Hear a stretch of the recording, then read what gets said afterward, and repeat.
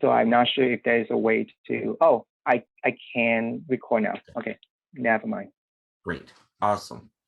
Off the top of my head, I can't think of any PR updates. I know that we are we have the ball rolling on trying to meet back up with in person.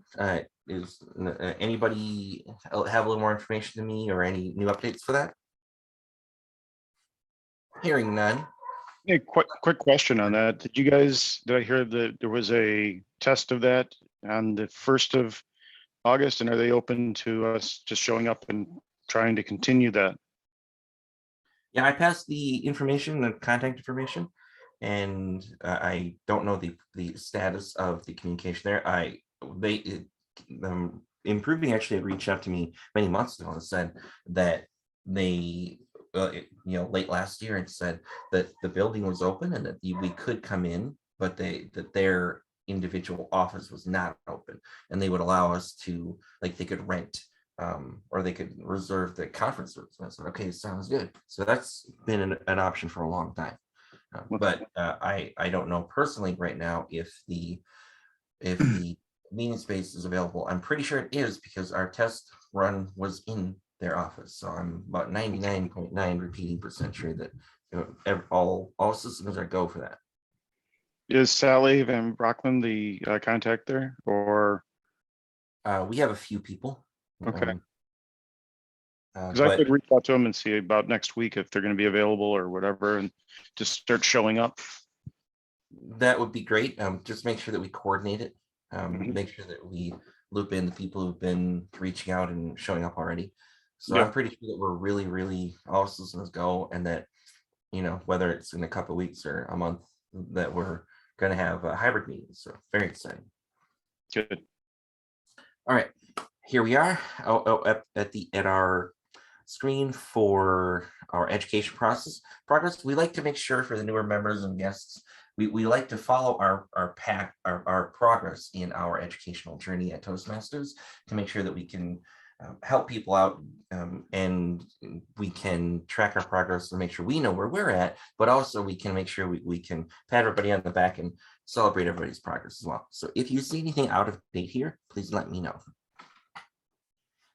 All right, on to the Toastmaster. Today's Toastmaster, while I struggle to remember who that was, as I was not going to be It's supposed to be Mark, and I think he said at the last minute he couldn't make it. Oh, well, isn't that just peachy keen? Great, awesome, phenomenal. I can just stay here and continue to be the Toastmaster. If you want, I could do it. Who? Bankovich. Are you ready, Mr. Bankovich? When am I not ready? I just need a schedule. Yep. All right, so standing in as Toastmaster today is our illustrious founder, longest tenured Toastmaster, international public speaker extraordinaire, fellow Chanhassonite, Mr. Mike Bankovich. Please help me welcome Mike. Well, thank you, Vincent. Good morning, everyone. Welcome to Tech Masters. It's a fun, whimsical kind of fun day. And like I talked about, initiative, it's stepping up and taking on challenges when you can. Just having the schedule up here in front of me. Let's start this off with a little bit of levity. Our core gesture this morning is a man who has been giving us a lot of thoughts about real estate and investments, Max Tran. You are our court gesture. Max? I'm sorry, I was on mute. Thank you, Mr. Mike. I will kick it off with 3 jokes today, and the theme was about home. So I start with, what does a house wear? A dress. The second one is the knock knock job. Knock knock. Who's there? Doris. Doris who? Door is locked. That's why I knocked. And my third one is, do you want to know exactly where your property line is? If so, just watch the neighbor cut the grass. Thank you. All right. Well, now that we've got the got that out of our system. Let's just keep going forward. And we are going to introduce the word of the day. And on schedule, I am listed as our grammarian. And as your grammarian, I will provide a word of the day, and I will look for colorful speech. I will count ahs and ums as best I can. And the word of the day today is flexuous. Flexuous, which means flexuous. What does flexuous mean? It means in a circuitous way. So when we look at how we're getting to where we are, we have to we can see that it is not a straightforward, it is not a clear, easy 1 to 2 kind of thing. Sometimes we have to go to plan B, plan C, and plan D.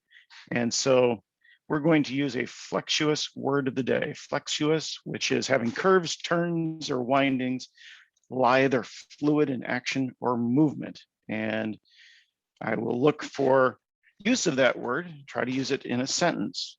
So with that, I'm going to go back to the role as your Toastmaster and introduce our 1-minute Toastmaster. The 1-minute Toastmaster is a 60-second words of wisdom, some nuggets that you can use to be a better Toastmaster, understanding the program, understanding how this comes together. Our 1-minute Toastmaster today is going to be Vince Bullinger. He's a longtime leader of our club. He's been involved in a lot of everything that goes on, including the running of the meeting, even getting our Zoom stuff set up. So with that, I will turn over our 1-minute Toastmaster to Vince Bullinger. Vince? Thank you, Mr. Toastmaster. Fellow Toastmasters and honored guests, the 1-minute Toastmaster role is here to provide a little bit of extra oomph and pizzazz for your membership. Try to make sure that you get the most out of your membership. And one thing that I think is really important, and we need to be reminded from time to time, is preparation. We want to be prepared for the flexuous nature of a Toastmasters meeting. What ends up happening each week is we have 12 people who have individual roles. And we come together, and the way I like to put it is we all put in a nickel and we get out a dollar. But each time, each week, that means 12 different variables. 12 different variables, things that could go wrong. And you need to be prepared to step up and take over a particular role. And for that, you want to make sure that you have backup ideas. You want to think about things where you learn a new word one day. You think, you know what, next time I'm grammarian, I'm going to use that as the word of the week. And guess what? The following week, oh my gosh, the grammarian can't make it. So what are you going to do? I have that word ready. That word I wanted to share with the group. Or you think to yourself, somebody's giving a fantastic table topics answer, and it makes you think, wow, I know I want to disagree with them, but I want to talk about it for more than 1 to 2 minutes. Guess what? You have a speech idea. One time, someone gave a table topics question so terrible that I went on a 14 speech tirade on how awful of an idea that was and how much I hated that concept. So let everything be your muse and make sure that you have things ready and prepared in order, not only for Toastmasters, but for life. What do you need to do to be prepared for the next thing that could be thrown at you? Mr. Toastmaster. All right, thank you, Vince. We do need a volunteer to serve as our timer, someone who can help us maintain and get into a rhythm. And on the schedule, looking at who has identified roles, I know that. Mike, yes. This is Chris. I was in the hot seat and I did volunteer for 1-minute Toastmaster via the email thread, but I did neglect to update the schedule. So I think that's why it got missed. So I apologize for that, guys. I'll remember that in the future to do that, but I would be more than happy to take on the timer role. All right, so our timer this morning is Chris Torres, a new member from Rockford, Illinois, of all different places where we have some commonality because I grew up in that area. Chris, tell us about your role. So as the timer, my job is going to be to time the speeches and table topics. I'm going to be using my background to indicate where the speaker is at within their time. So once they've hit the minimum threshold, my background will turn green. Once they hit the next threshold, it will go yellow. And when they hit the limit and go over, it will go red. For table topics, I believe we're looking at a 1 minute minimum with a 2 minute maximum.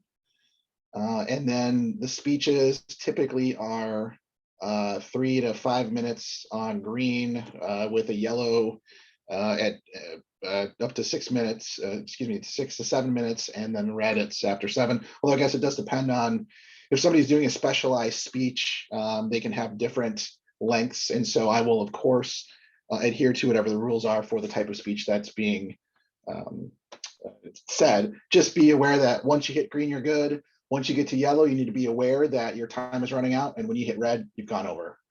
Back to you, Mr. Toastmaster. Thank you, Chris.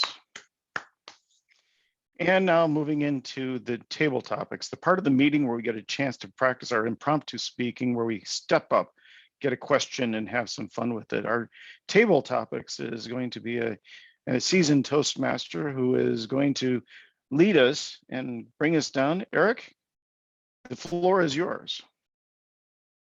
Thank you, Mr. Toastmaster. And yes, today I'm going to have to ask you all to be flexuous, as many of us have, or all of us appear to have roles. So I will be asking, even if you have a role, I may be asking you a question this morning. And I am going to stay on our topic of homes and houses, maybe expand a little bit. Use your imagination as you're thinking about these questions. And I'm actually going to start with Chris Torres. I'm going to ask you a question first. So as you think about where you live and what makes a good home, can you describe for us what makes a good home, but with one caveat: your home is a tree house?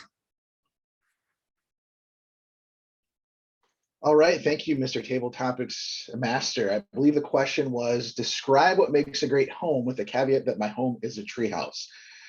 So when I think about it, I think the same things that make, in my opinion, a good regular house on the ground would also apply to the rules of making a good treehouse. Number one, I think, is a solid foundation. So the aesthetics of the treehouse are not so important as long as the structure has been built in a stable way. It could be quite dangerous if that treehouse were to collapse. So I think that is the first and most important thing. The next thing would be the location. What type of neighborhood is it located in?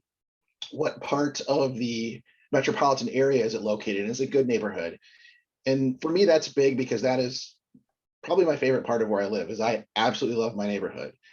Houses are a great place to sleep and spend family time, but in Minnesota, the summers are so short that we want to get outside and enjoy the weather as much as possible.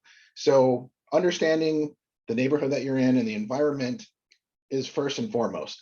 A lot of those other things, the aesthetics, can be done at limited costs. If you're a person with initiative, you can usually find some flexuous ways to upgrade those and save money by doing it yourself. And I'm all about that. So to recap, I believe that the foundation and the environment are the most important things for a treehouse as well as a home in general. Back to you, Mr. Table Topics Master. Very nice job, Mr. Torres. You even changed your color background for yourself. That is impressive. Good job. Continuing on that, and you kind of touched on one of the things for my next question here, and that was neighborhoods and where you live. And how does a neighborhood make a house a home? And Drew, I wanted to ask you if you could tell us some of the characteristics that you feel make a good neighbor or a good neighborhood in general. What are some of those characteristics that you think would make it a great neighborhood? Toastmaster, fellow Toastmasters, one thing that may separate me from a lot of you guys is that I think a good neighborhood is walkable.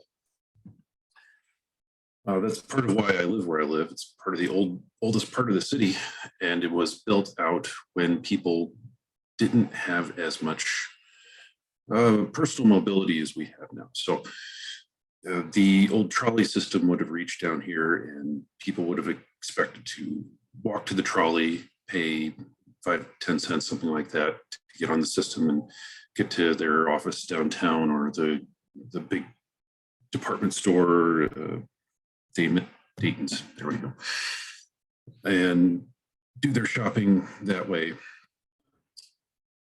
And as a result, I have a hardware store across the street. There's a barber in the corner of the hardware store. I can go get my hair cut. There's a convenience store. There's a couple of restaurants. I don't have to leave 100-foot radius of my house if I don't really want to, for necessities.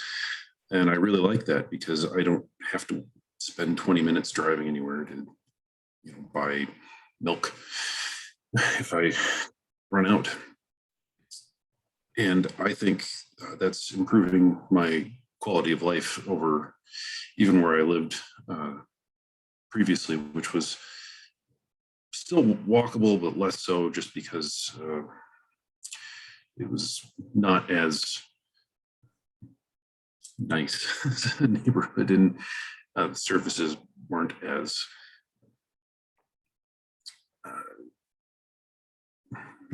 readily available. So that is one of my top criteria for where I wanted to live. Thank you. Thank you, Drew, for your wonderful answer. We will do one more question here, and this is going to go to Kevin. Kevin, if you could pick anywhere that you wanted to live, where would that be, and what are the reasons why you would pick that location that would make it a home versus just a house? Thank you, Mr. Table Topics Master. Your question was, where would I pick to have my home? I do have to qualify myself on the answer.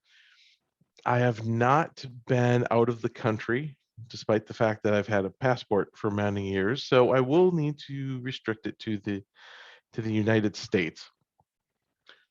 One of the qualifications that I have for where I would like to live is someplace that has some aesthetic aspect to it. So if it's like a really gritty industrial area, I'm not that interested. I like foliage. I like green colors, space. So where I'm at right now in Minnesota is great. However, if I could disregard any career limitations and just live anywhere, I would like to return to Boulder, Colorado.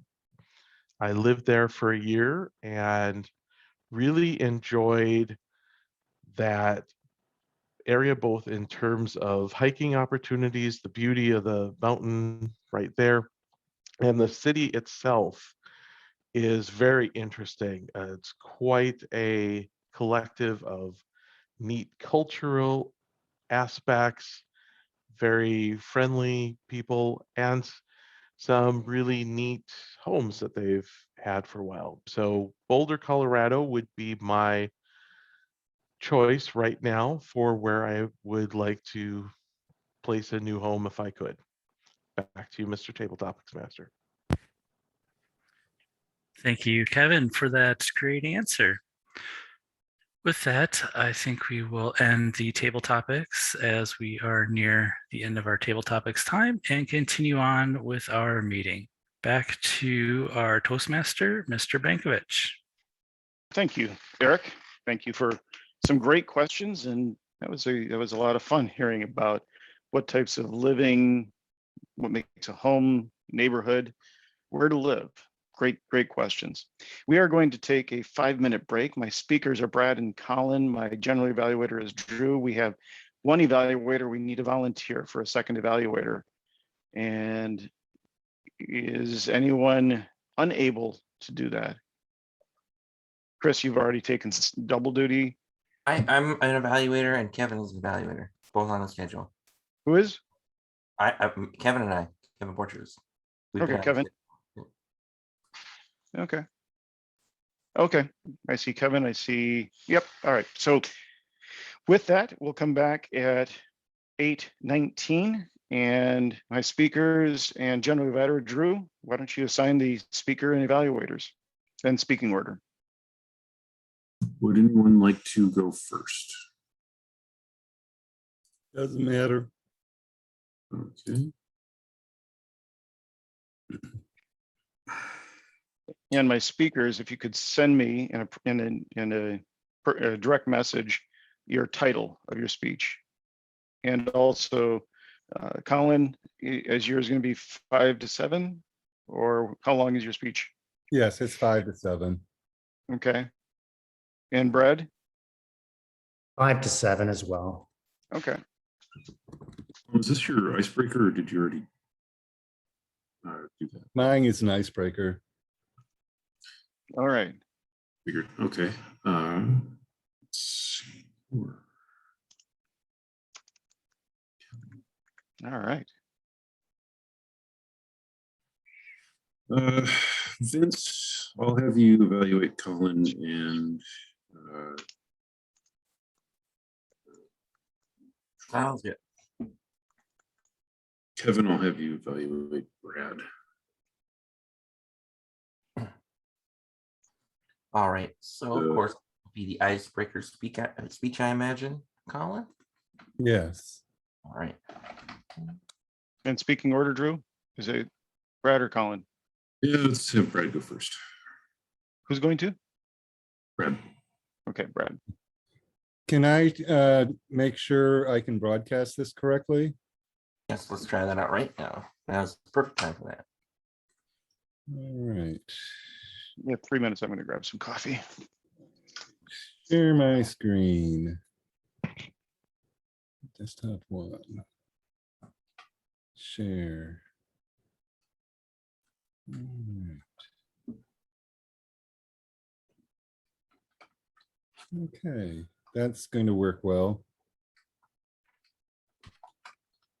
Yep, that's going to work well. Nice. You have the word of the day in there. All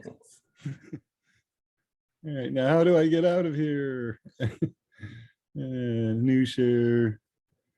All right, cancel share. Pause share. How do I stop share? I can share, Colin. I'll try to share, Colin, and then since I'm going first. Okay. There should be a menu that pops up if you put the mouse near the top of the screen where you're And I think Oh, there we go. cancel share.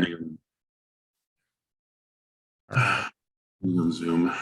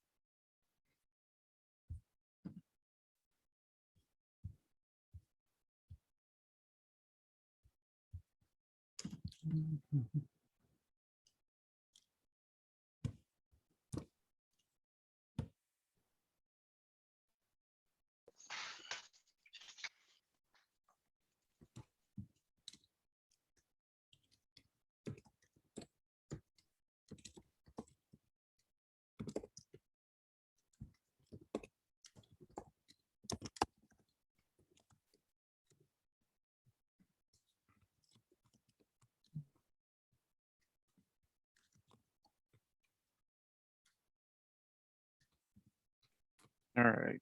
We've got 1 more minute. So 1 minute warning.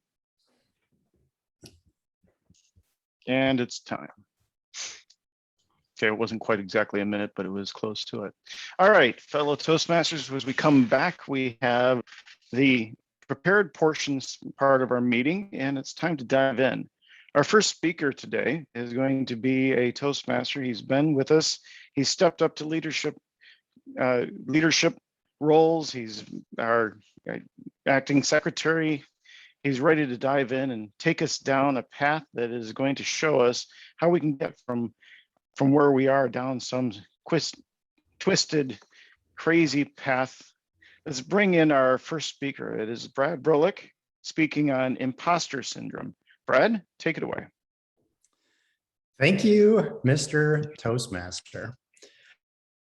Have you ever felt you weren't ready for your next role? Have you ever felt you weren't living up to expectations? Have you ever felt you were a fraud? Welcome to my Leadership Development Pathways Level 3 on the Positive Talk, where I will be talking about imposter syndrome. If you said yes to any of those questions, perhaps you have felt imposter syndrome. Imposter syndrome is essentially a scenario, a belief, it's not a disease, where you think you don't know as much as reality. And there are reasons for this. We will dive into them. But in a nutshell, that's what it is. In reality, what you know is much greater than what you give yourself credit for. Now, the official Wikipedia definition is imposter syndrome is a psychological pattern in which an individual doubts their skills, talents, accomplishments, and has a persistent internalized fear of being exposed as a fraud. This is more common in underrepresented individuals, like women in tech, for example, or Black, Indigenous, people of color in IT as well. But it's actually very common. I was shocked when I saw this stat. 82%, nearly all of us, have experienced signs of imposter syndrome at some point in our life, career, and it's more common when you go up the ladder. For example, maybe you were like the best, the smartest kid in high school. You go to college, you're surrounded by all these smart people. You may feel like you don't belong. Or when you go from college to an internship, you may feel like, what is this .NET technology? I learned Java in college. Or when you go from an internship to full-time, and you're like, what's this Kafka stuff? I learned Java, and then I have to learn .NET, and now I have to learn Kafka? Oh, I'm not ready for it, you may say. Or when you get that promotion or any advancement in your career. So it is very common. So that's a good fact to be aware of. Now, Tim Cook didn't feel he was ready to lead Apple, one of the best CEOs of our time. He said at the commencement speech to Stanford in 2019, he said, graduates, the fact is when your time comes, and it will, you'll never be ready, but you're not supposed to be. Find the hope in the unexpected, find the courage in the challenge, find your vision on the solitary road. You'll never be ready. You're not supposed to be. That's reassuring. Now, Vince in his 1-minute talk today said, be prepared. We can be prepared, and that's all we can do. You may never be ready for your first table topics, but you can prepare. Take that challenge, have courage, and be flexuous on that journey. Ever fail? We all fail. I heard it again on the morning news. The Teslas on autopilot are running into, they're crashing, and everyone fails. Don't let failure bring you down. Change your belief or mindset that you aren't as smart as others. Failures are a good thing. They lead to improvements. So don't track failures. Instead, now I'm going to give you 3 remedies to overcome this feeling or belief of imposter syndrome, like a feeling we're not living up to expectations. Focus on the positive. And I got this from a great YouTube video, why you have it and how to overcome it. And it takes a while to achieve this. It takes a year, and it's essentially journaling your successes every day. Write down one thing that was positive or a success. And at the end of that year, you will have 365 reasons why you're great at fill in the blank. Now, what does this do? Journaling, documenting, it changes our mindset. Now, you may be thinking glass half empty, but if you focus on positive, you will now be glass half full and pouring more into that glass. As you go on, you're now seeing positivity. You're now thinking positivity. So it's rewiring your brain to think differently, not negative, positive. Focus on the positive. Back to Tim Cook. Now, he closed that commencement speech with, "When the dust settled, all I knew was that I was going to have to be the best version of myself that I could be." If you got out of bed every morning and set your watch by what other people expect or demand, it will drive you crazy. So basically, be yourself. Don't worry about expectations that others have for you. Focus on yourself. Lastly, we have the ability, empowerment, to raise other people up, build up their self-esteem, their confidence, and we can simply do it by giving genuine appreciation. Good job, great, great release, successful release, keep up the great work, great speeches, keep working on it. We all have failures. Don't let them get you down. So we can spread the remedy. So have you ever felt you weren't ready for your next role? Have you ever felt you're not living up to expectations? Have you ever felt like you were a fraud? Those questions do not matter. The only thing that does is 1 year from now, you'll have 365 reasons why you're successful, Mr. Toastmaster.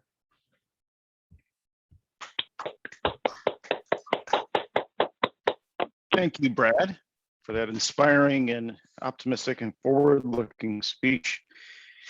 Our second speaker today is a new Toastmaster, and he is going to be giving us his icebreaker, and we'll be able to learn more about Colin. Colin Frahm, speaking on a flexuous journey through time. I will hand it over to you. Okay. Share screen, share.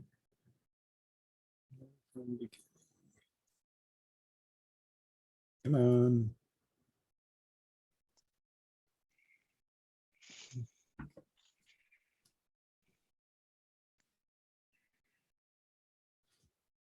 Okay, my name is Colin Frahm, and this is my flexuous journey through time. I was born in East Grand Rapids, and this was our first house. And you'll know it was white at the time, and the pillars actually went all the way down to the base. This was my first family photo, and here's my oldest brother who worked the nuclear industry all his life, including cleaning up 3 Mile Island. My grandmother, who was born in New Jersey and was a flapper and drank bourbon out of the bathtub at speakeasies and smoked cigarettes. My mom, who was born in England, was on the last ship of children coming out to protect them from the Nazis. My sister, who was a hippie and hung around with Timothy Leary and Jefferson Airplane. My sister, who was an EU consultant on timeshares. And of course, there's me looking very intelligent. Oh. All right. My family, my father was a bacteriologist, and we had a lab in the house, and I lived in a bassinet when I was young. I lived in a playpen, and the family business was that during that time, grocery stores would buy their milk from the local dairies in the county, and the dairies would package the milk and distribute it. And we would test that milk, and we were responsible for the date on the milk. When I turned 4, my sister, who was 8, we used to play a game 5 days a week called Clean Mr. Petrie, so that they were clean glass Petri dishes. We also cleaned pipettes. In a flexuous turn of events, the supermarkets took over the grocery stores, and the supermarkets went with multi-internationals like Borden's, who did the packaging and the distribution. So the business basically tanked. So we reinvented ourselves, and we went into the newspaper business, starting in the basement, growing up to 7 weekly newspapers. The one on the left has to do with a tornado. And that, as a part of that, we ended up with 40 some employees. And by the time I went off to college, I basically did every job in that newspaper, including even running the printing press. I went to Michigan State University and studied business, but near the end, I saw everyone who was graduating from business was getting jobs selling insurance, so I added education and eventually became a certified vocational teacher in Texas, where my students were co-op students, and they would study what they were working at, and most of them were food service, food marketing, petroleum convenience store, and bank telling, but we had apparels and accessories and hardware. In a flexuous turn, my wife wanted to get her PhD from University of Texas in women's studies, so we went to a psychiatric hospital and worked as a teacher there, and eventually my job title grew over the years, and the hospital entired all this green part here. It's 150 acres. And a part of that even included a coma unit. But when Hurricane Hugo in 1989 hit the East Coast, followed by the San Francisco earthquake, the insurance companies had significant problems with their finances. And when we used to be able to get a year or 6 months for psychiatric care, we ended up finding that you could only get 4 weeks. So taking another flexuous turn, I went to work for Lucent Technologies, providing security training across the United States. I did audits, even got to audit the IRS for a change, a reversal. I worked on project management for Navy desktops, and I was a part of the world's first US Army enterprise DNS rollout. I even had a contract through secure computing with Lucent to teach firewalls and two-factor authentication in St. Paul area. But in a flexuous turn of events, Lucent Technologies ended up selling 2 divisions, including mine. So I went into independent consulting for the next 21 years. Some of my jobs included taking what was just a barren land of dirt and turning it into a full hospital as a project manager for IT applications and security. Here's the internal part. I also worked on 2 major hospital migrations, where one night you are a Trinity Catholic hospital, and the next day you are part of another healthcare system, including all the records, medical devices. But it wasn't just big hospitals, it was little clinics. It also included regular sized clinics and even insider trading and items like that I was involved with. Just last week, I spent 36 hours interviewing 35 people over the NIST CSF standards and did technical security reviews of their servers, their networks, their coding, their wireless, things like that. I also have conducted HIPAA assessments. I do credit card, PCI, medical device, and Internet of Things security, and am a CMMC practitioner to take part of the new DoD requirements of security audits of 300,000 contracts starting 3 years from now. I live in a small house with my wife of 40 plus years. I have 2 grown children, and I have cats and dogs, and COVID has kept my house from getting power washed, another side effect of COVID. I live in Orlinda, and that you can see my acreage there. And so in conclusion, life to me seems to go full circle, where here is a bay window that goes into a dining room, bay window in dining room. You can see the windows are the same, the dome are on the top, the pillar, and even the bricks are the same. So I've gone from working from home to working from home, a non-fluctuous ending. Thank you, Mr. Toastmaster. Sorry for going over a minute. Thank you. Thank you, Colin. And no worries about going over. The goal is to get up and give us a great story, and it was a very flexuous kind of a story, and glad to see you work that in. I'm going to turn it over to our evaluation portion of the meeting, and evaluation is where we get a chance to get the feedback. How do we do, and how can we improve what we've been doing? Our general evaluator is a seasoned Toastmaster. He's been with us and is a solid leader in helping us with his Sergeant of Arms duties, but also helping us understand a little bit about the brewery, the art of brewing, and other great tasks. So let's welcome Drew Anderson to lead us as our general evaluator. Drew? Thank you, Mr. Toastmaster. Normally, this is where we would have a best speaker vote. However, we do not do that when we have an icebreaker. So icebreakers are always good. So we will launch straight into our evaluations. I believe Kevin was going to evaluate Brad. Am I remembering correctly?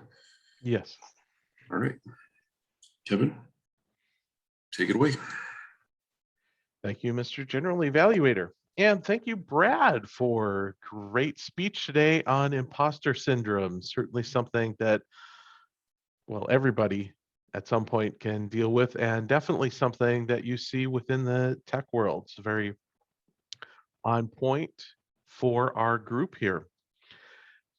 I will quickly go through some of the mechanics of the speech. You were a very good, accomplished speaker, so you had excellence in clarity, vocal variety, good eye contact, and gestures within that. You're good, comfortable with speaking, and had good content that was interesting to the group. So great job on that, Brad.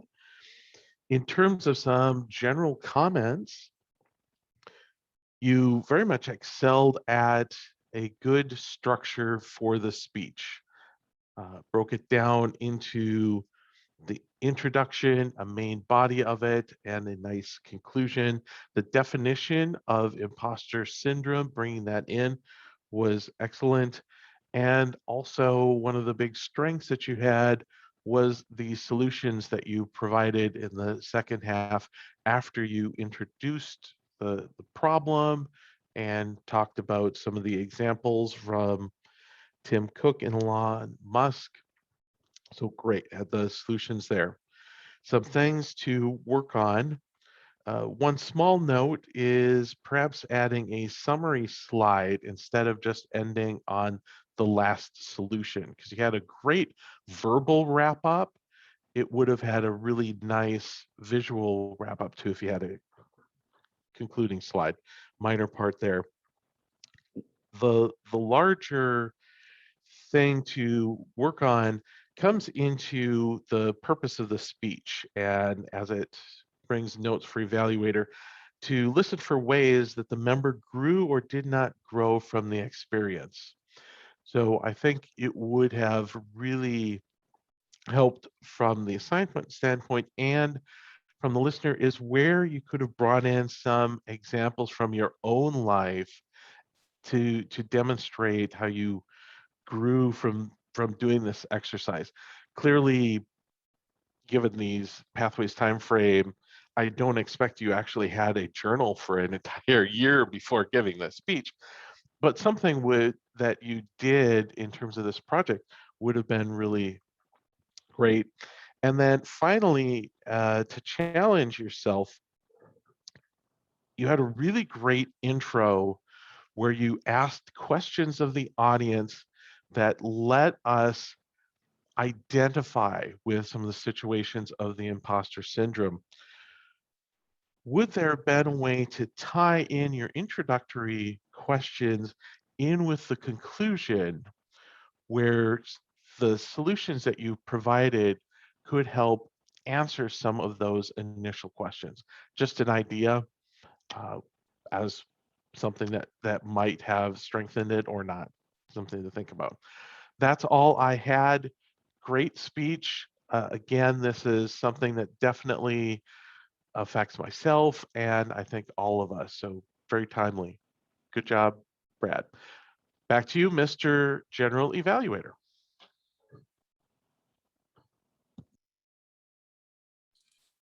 Thank you, Kevin. Now we will have Vince evaluate Colin's speech. Thank you, Mr. General Evaluator. Thank you, fellow Toastmasters, and especially Colin Frahm. Thank you for giving us a whirlwind tour through your flexuous journey in time. A few things I wanted to mention in your icebreaker. You you want to make sure that you connect with the audience. You want to make sure that we really get to know you, right? And you did a really good job getting into the finer details of your background. I feel like you were able to fit in so much content, and we could, when I think about trying to give an icebreaker, I typically don't put in this much content. I typically try to elaborate on some things, and I kind of get lost on some things, but you're able to put in 100 million different things. And I feel like you had quite the crazy life and you had so many things going on. I feel like you're more interesting than me.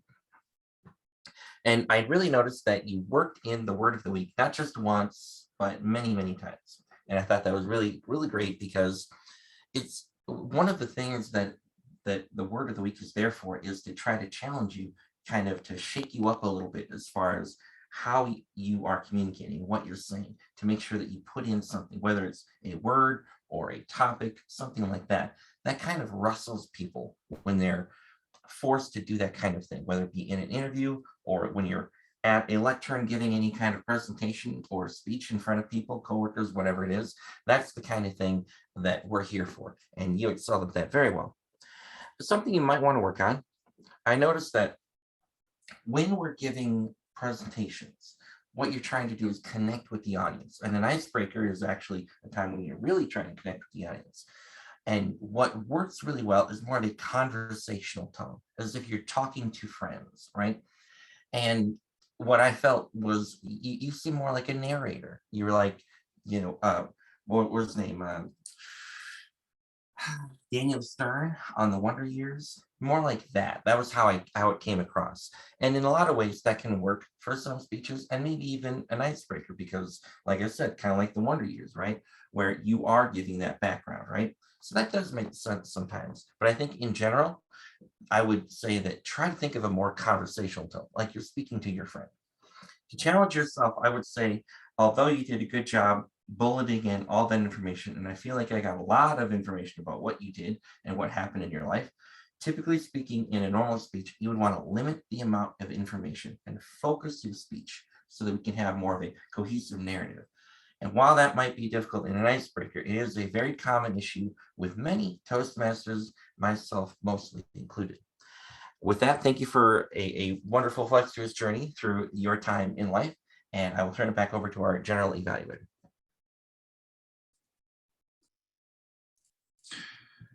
Thank you, Vince. Now, if everyone could send a message to me with your favorite evaluation, name of your favorite evaluator. Well, I give a, let's see, what are we? Oh no, we will go into the timer report. Sorry, it's not time for my evaluation of the meeting yet. So Chris, can you give us your report? Yes. Thank you, Mr. General Evaluator. Today, I thought we did a great job staying on task and using our time wisely. We only did 3 table topics question today, myself coming in first in 1 minute and 33 seconds. Drew came in just a tad over at 2 minutes and 4 seconds, and Kevin hit it right on the nose at exactly 2 minutes. Great job. Today for our speeches, we had Brad giving his excellent speech on imposter syndrome. He barely went over at 7 minutes and 2 seconds, so excellent job. Colin shared with us some of his interesting life that he's had up to this point. Came in a little over at 7 minutes, 44 seconds. As a comment was made earlier, not really a big deal. We really just want to hear a story, and you definitely delivered on that. So thank you for that, Colin. Finally, we had our evaluators with Kevin evaluating Brad's speech, who came in at 3 minutes, 31 seconds, a little bit over a 3 minute mark. And then Vince, who evaluated Colin, who came in at 2 minutes and 57 seconds. So really maximizing the time that was allotted to him without exceeding the time limit. That is the timer report, and I will go back to you, Mr. General Evaluator. Whereas, if our table topics master will be presenting the Wise Old Owl Award. Thank you, Drew. And we had, as mentioned, 3 table topics today, or 3 table topics participants today. We had Chris talking about a tree house and what made it good, Drew talking about neighborhoods and what made it good, and Kevin, who talked about where he would like to live. And all great answers, but I'm going to give the Wise Old Owl to Drew today for his answer to the table topics question. I could almost visualize and bet I could almost pick out where he lives based on his description of walkability and what is in his neighborhood. So I think that's very important as well. And he did a great job of describing that in a limited amount of time. So the award goes to Drew Anderson. Thank you, Mr. Table Topics Master. Thank you for your recognition. Now, if we could have our grammarian report, and remember to choose your favorite word picture. Thank you, Drew, and fellow Toastmasters. This was a very flexuous kind of a meeting where I was looking for the use of the word of the day, and I was looking for the use of word pictures, and I was also trying to count ahs and ums.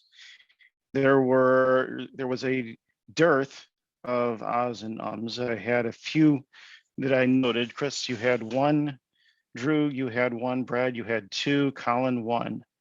And beyond that, I didn't hear a lot of the ahs and ums that you might otherwise have heard. The use of the word today, I saw a couple of people pull it out and add it to their path as they were taking us down the journey of the description of where they were going. Colin, you did an outstanding job of not just using the word of the day, but actually incorporating it into your slide deck and into the title of your speech, which was very impressive. I really enjoyed the turns that you had in your speech. The word picture, while I could talk about pouring the glass fuller for success, and it was like a gritty area, Kevin, and like Vince says, I am an alpha. I'm going to give the word picture to Colin for the COVID prevented power wash on his house. So with that, the word picture goes to Colin.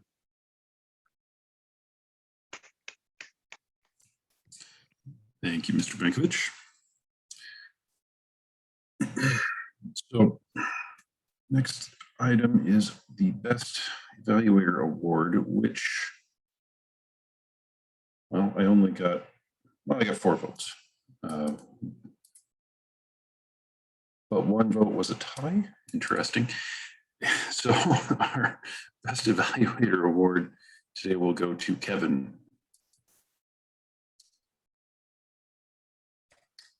Thank you, Kevin. My general evaluation of the meeting is that we did a great job picking up the pieces for people who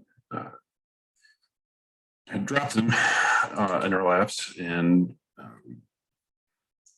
ran with all of the complications and got through it on time, actually a little ahead of time. That's good, and did a great job given what we were handed this morning. Thanks everyone for stepping up into roles that you weren't necessarily assigned and performing them admirably. Yeah. Back to you, Mr. Toastmaster. All right, well, thank you, Drew, and a good job with the general evaluation of the meeting. We are right on time with how we're going to get to the end of this. The next thing is to go through and present the Fuzzy Mouse and the Spark Plug Awards. The Fuzzy Mouse is an award that we give for a technical topic that gets explained in a very clear way that everyone can understand. And I do not feel like we had a great a wealth of technical topics. So we'll hold off on that one. The other one is the Spark Plug Award, and a little bit of history on the Spark Plug Award. It was named for a Toastmaster in the club that I was in over 20 years ago, B. Bernay, and she had a way of bringing spark to a meeting, just her smile, the way that she would comment on things, the feedback she would give. You just felt like the room lit up. She died of cancer about 15 years ago, and the spark plug was created in her memory to give to someone who really does bring a lift of spark.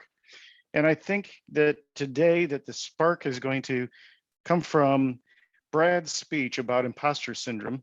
It was some great quotes. It was some really well thought through areas. It felt like the light on the concept of imposter syndrome was lit up for me, and I enjoyed hearing that speech. So the spark plug will go to Brad.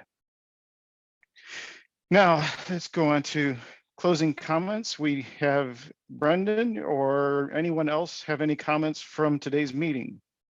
Thoughts? Hi, this is Brendan. I'm just still absorbing everything. I like the format and the cadence. I'm IMing with Chris right now, Torres, to kind of talk about membership and what that looks like, and kind of just general questions. I think the speeches are phenomenal. I think all of you are extremely gifted especially because you're not orators for a living, right? You're technology people that are doing a really good job speaking and capturing my attention. So I guess that's my feedback for today. Thanks. Thank you, Brandon. Does anyone else have any feedback on today's meeting? Any comments? Not hearing any. I just want to say, as the Toastmaster today, that it was an opportunity to try to help bring us along, and we are all on this journey together, and I think it's a chance to have some fun with it. I'm really pleased at how much Chris stepped up to take on the role of timer, jumping right in his hot seat. Vince was on the schedule and is always there for us. I appreciate everyone that was on the schedule that put together these speeches, and I felt our speakers did a phenomenal job of being prepared and having some great messages for us. And as far as where we go from here, we all come into this with the goal of improving our communication skills. It's an educational organization, and we're here to help each other learn and come away with some ideas on what we can do better. So with that, I'm going to turn this meeting, this flexuous meeting, back over to our officer in charge, which is going to be Vince. Vince? Thank you very much, Mr. Toastmaster.